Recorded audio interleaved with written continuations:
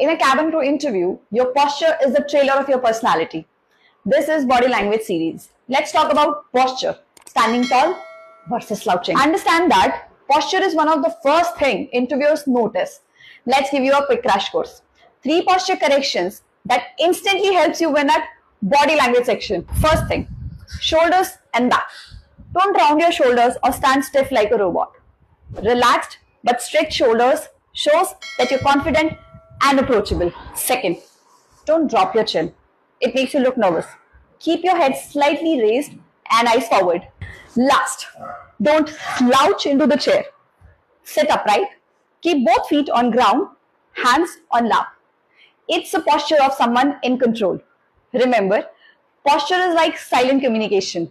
If you carry yourself right, you don't even need to speak a word to look confident. Share it with others or repost it, whatever you like, but don't forget to follow.